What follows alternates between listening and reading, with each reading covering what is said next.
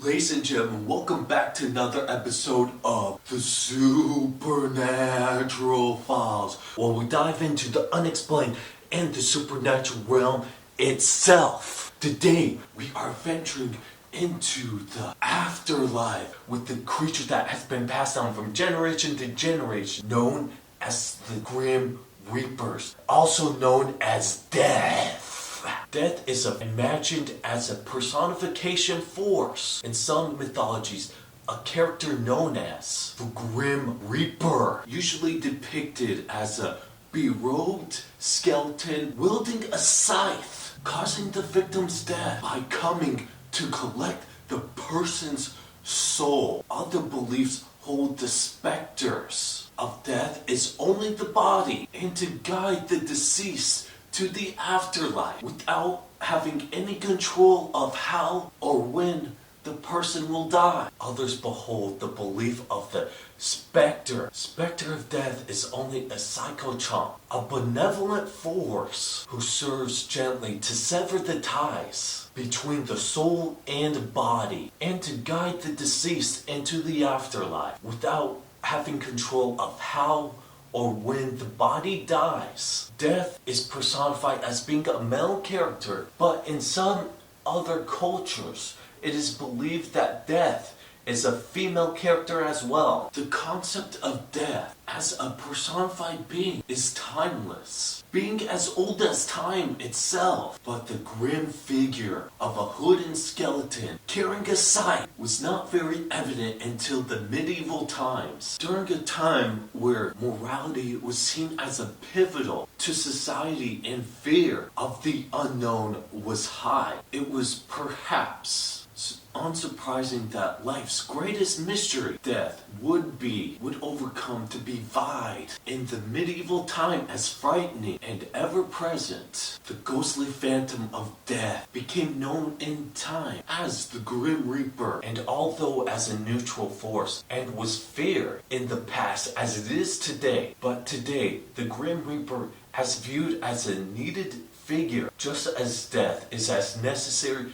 to keep the world from overpopulation. The Grim Reaper was seen as a collector of souls, the messenger of death, and the most important of every guide to come to all mortals. It was not the Grim Reaper's place to judge, nor was it the entity's role to aid or hinder in mortal affairs. Put simply, it was the Grim Reaper's task to appear before the dying mortal and guide them to their final destination, where they would be judged according to their higher power. Although the Grim Reaper usually appears to people that are usually dying, it has been noted on rare occasions that the Grim Reaper has the power to kill someone, though the entity occasionally does this through malice. Due to the Grim Reaper appearing in a vaguely human form, there are many tales in which the entity can be tricked or bribed into freeing a person. This is where we got the phrase cheating death. However, for the most part, the Grim Reaper was seen as unable to be reasoned with and an inevitable part of being human. In biblical terms, the Grim Reaper was a part of the four horsemen of the apocalypse, appearing on a dead horse under the name Death. Let's get into the form and functions of the Grim Reaper. According to the Midrash, the angel of death was created by God on the first day. His dwelling is in heaven, whence he reaches earth in 8 flights, whereas pestilence reaches it in 1. He has 12 wings. Over all people have I surrendered thee power, said God to the angel of death. Only not one over this one, which has received freedom from death through the law. It is said that the angel of death, that he is full of eyes in the hour of death. He stands at the head of the departing one with a drawn sword, in which clings a drop of gall. As soon as the dying man sees death, he is seized with a convulsion and opens his mouth, whereupon death throws the drop into it. This drop causes his death. He turns putrid and his face becomes Yellow. The expression, the taste of death, originated in the idea that death was caused by a drop of gall. The soul escapes from the mouth, or is as stated in another, through the throat. Therefore, the angel of death stands upon the head of the bed. When the soul forsakes the body, its voice goes from one end of the world to another. The drawn sword of the angel of death, heard by the chronicler, indicates that the angel of death was a warrior who kills the children of men. Man, on the day of his death, falls down before the angel of death like a beast before the slaughter. R. Samuel's father said, "The angel of death said to me, only for the sake of the honor of mankind do I not tear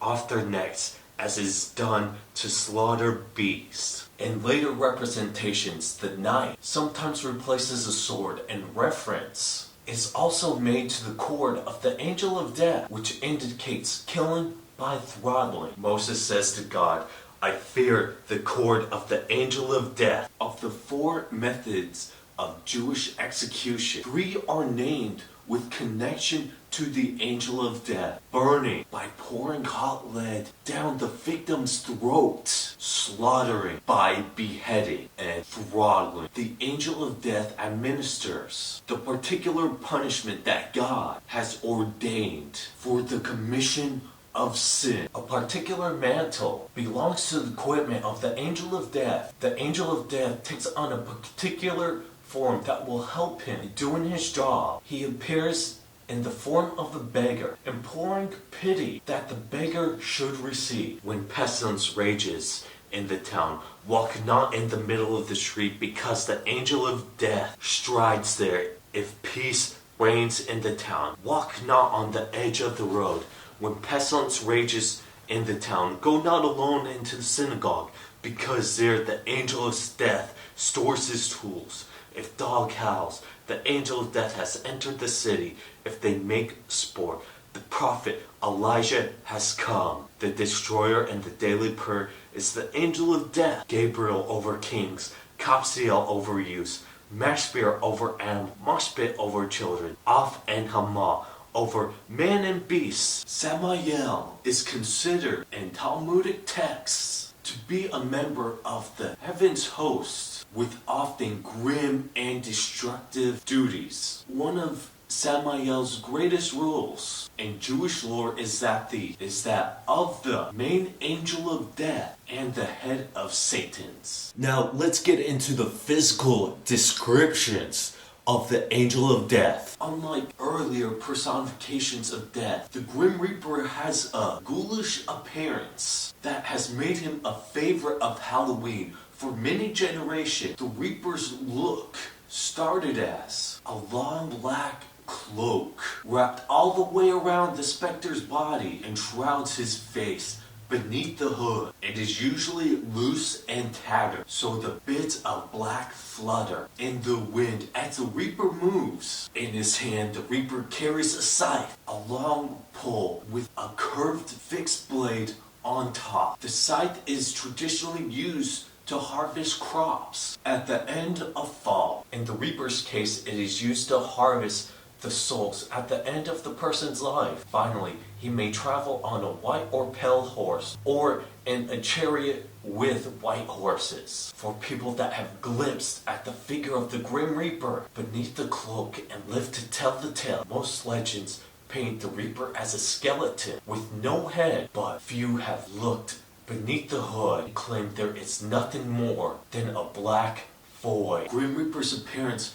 might send a chill down your spine. Let's get into the personality of the Grim Reaper. Is he as evil as he looks? Above all else, the Reaper is a hard worker. His job is to collect the souls of the people that have reached the end of their life on earth. And he is extremely diligent about getting his work done. He always meets his deadlines. He is rarely distracted from or persuaded not to do his job. Some people might think of a Reaper as an assassin. It is despicable because he ends life without so much as a flinch. But there is one important difference from an assassin to the Grim Reaper. Assassins kill people without caring about their fates. The Reaper kills people because it is their fate to die. In many ways, his work is beneficial. He ends suffering for people who are old or sick, and he prevents overpopulation. Let's get into the special appearances. The Reaper has an important job and specific skills to match. His signature and most important skill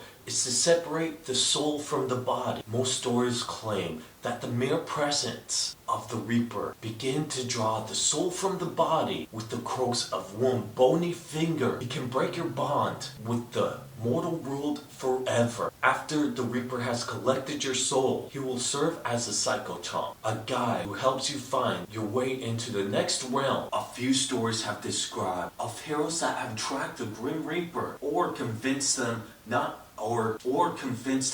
to take their soul. In some cases, the Grim Reaper have given people talismans that make them immortal. Now we're getting into the culture aspect. Personification of death exists in all cultures. Throughout all of recorded history, ancient people took a friendly reminder approach of death. For example, Thanatos, the Greek god of death, was an attractive and noble-hearted young, and the Valkyries, who decided which Norse soldiers should die in battle, were beautiful and heroic women. The turning point of death came in the 14th century when Europe was ravaged by the Black Death, or as known as the Black Plague. As many as 1 in 5 people were dying. Decayed bodies piled in the streets, and everyone had loved ones to grieve. During the plague, artists began painting death as a horrific figure. Skeletons armed with deadly weapons danced among plague victims in the street or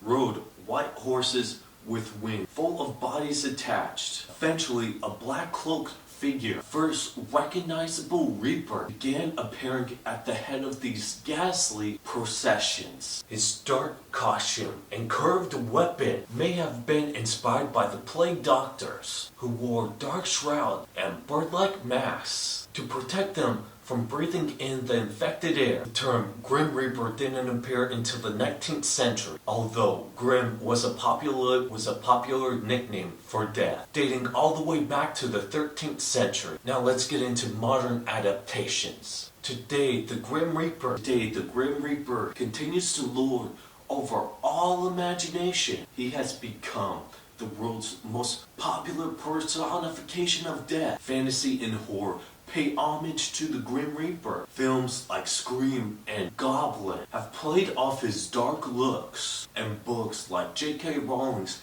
Harry Potter and the Deathly Hallows and Neil Gaiman's The Graveyard Book have added stories to the Reaper's long list of legends. Thank y'all for joining me. If you like this Grim Reaper story, hit the red subscribe button down below. Thumbs up, notification bell to always on, and leave a comment.